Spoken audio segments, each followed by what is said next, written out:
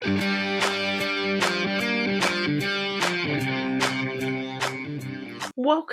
to the Data Rockstars Coffee podcast with me, Kelly Peters.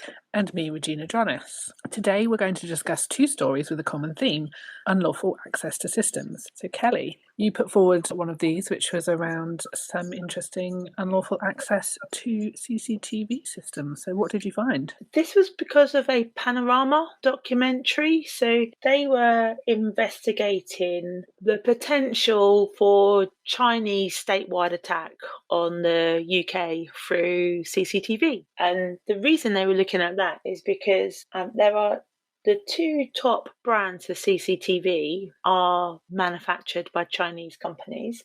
This is the equipment, yes? The equipment, yeah. And to be clear, both of those companies have stipulated that they are not backed by the government. They are independent companies. So let me just be clear on that. So these are Hikvision and Daewoo. Now, what's interesting about these two manufacturers is that they essentially cover 260 councils in this country, as well as 15 police forces. And they are on a number of government buildings, including the Department of Health. And what this investigation looked at was how easy is it to access through a back door the CCTV to then spy on individuals, because CCTV is not just on exterior buildings, it can be on interior buildings. So what they created was they created a situation where there was an individual sitting at a desk and he was typing in his login and password, got his two-factor authentication and PIN code.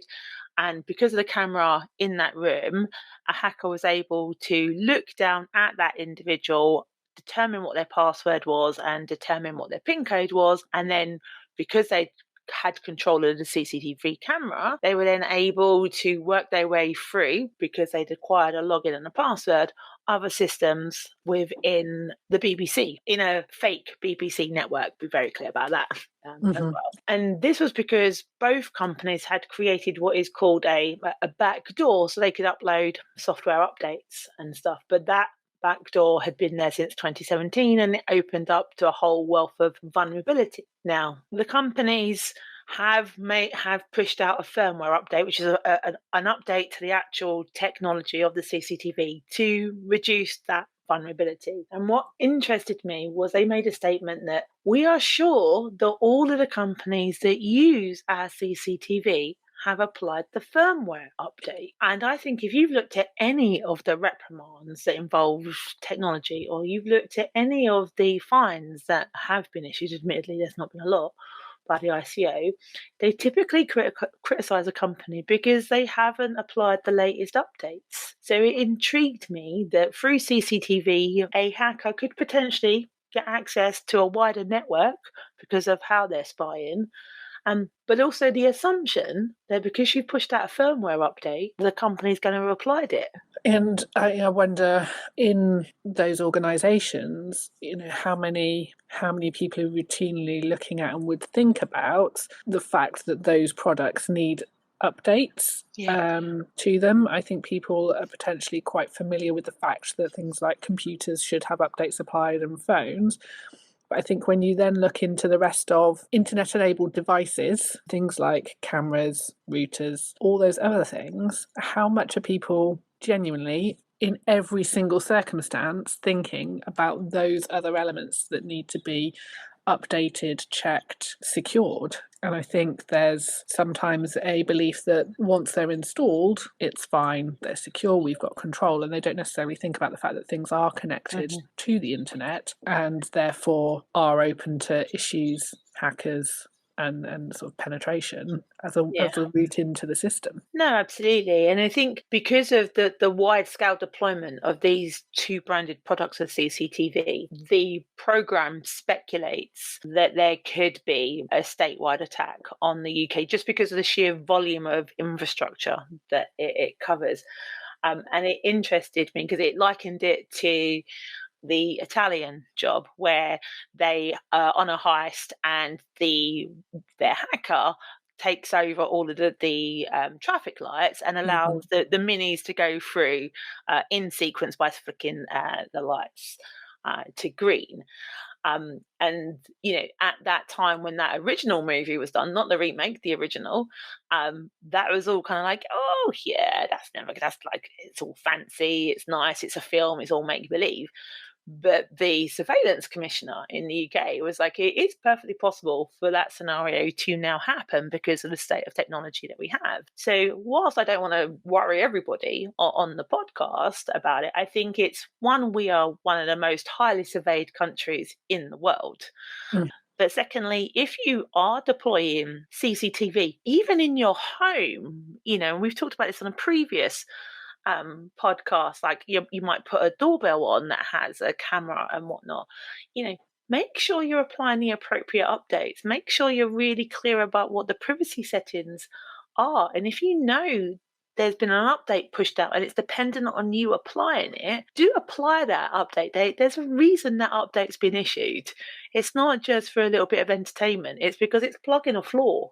What I also thought was interesting that, and I'll admit I didn't realise was the case, is that a lot of the cameras also have microphones, which then can be used to eavesdrop. And I think, again, when you look at, you'll notice or see cameras in the corner of a room, I never imagined that they would have microphones attached to them. And again, it's then about the privacy notices that you're applying in that area. I think if I saw CCTV in operation, that wouldn't necessarily mean to me that conversations were also potentially being recorded. And I think making that clear and transparent to individuals who are in those areas should also be made very, very clear to them that that's the case, because people might converse differently in that case. Absolutely. Absolutely. I agree with that. So it was an interesting story to read, and I think the most distressing thing was the hackers, the ethical hackers that they employed to do this, took them 11 seconds to hack these systems. So as much as you might feel that these are impenetrable systems, they're not. So please take that security seriously. Please make sure, like you said, Regina, that you are very clear in your transparency statements about what the purpose is of these devices, whether it be video or microphone. It's quite interesting, isn't it? Because I think that external threat is always the prominent threat in people's minds. But the next story we're going to talk about is more of an internal threat to the organisation in terms of compliance, and one that is very difficult to necessarily factor in other than people's behaviour. And it was a story, it caught my eye on Twitter, actually. I saw the original post and then it has since hit the press that a lady was travelling back from the UAE, United Arab Emirates, and she was travelling with Etihad Airline, at the gate waiting to board. And she got a WhatsApp text message from an employee who'd told her, essentially just sort of says, hey, how are you, type thing. And she's like, who are you? It's like, I looked your name up in the system.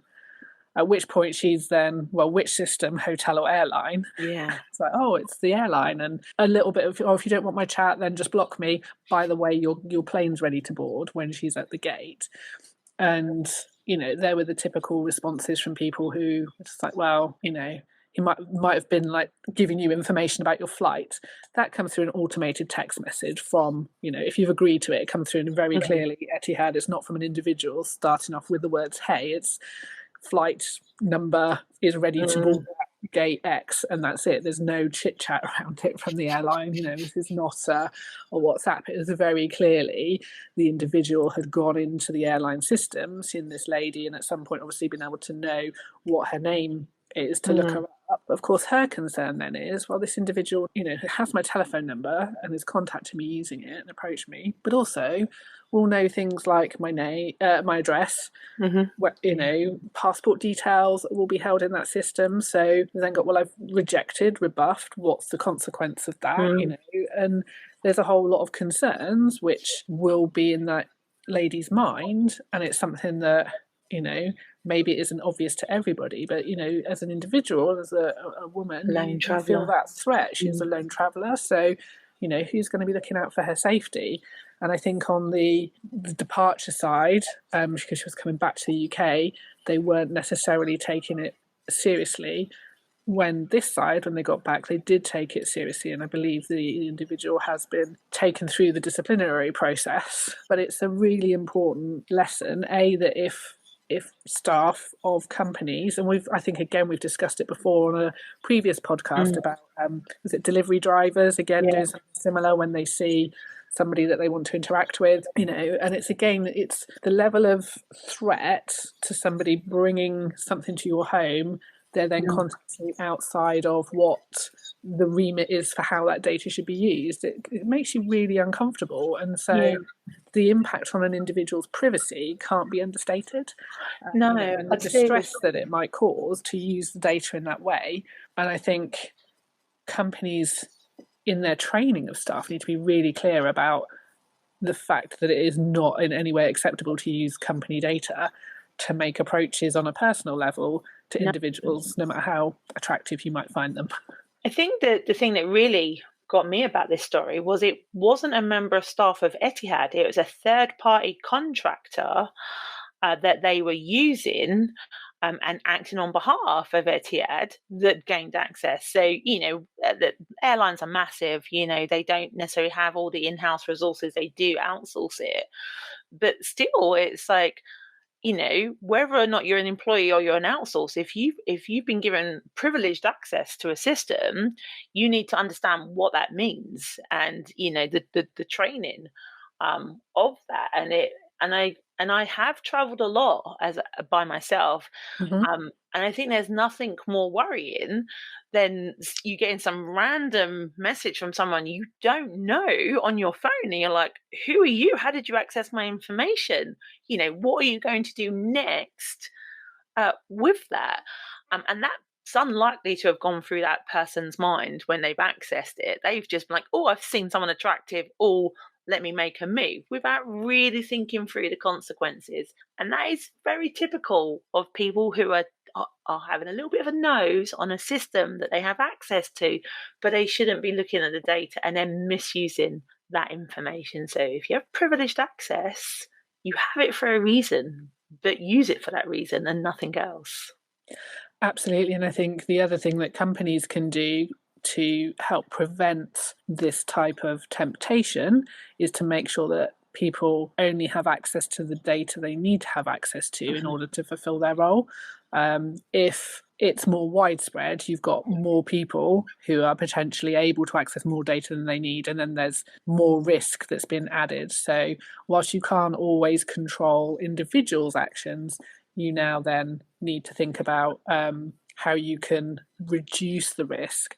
And by managing access, that really can help make sure that individuals are only able to see what they need to, but then also the associated training highlights to them absolutely their responsibilities to keep that safe. So another two fascinating stories that are intrinsically linked, but with different threats at different levels, but the impact on individuals' privacy is still significant, whether it's one or many. As always, we thank you for joining us this week and listening to the podcast, and we hope you found it interesting and have taken away some good learning points.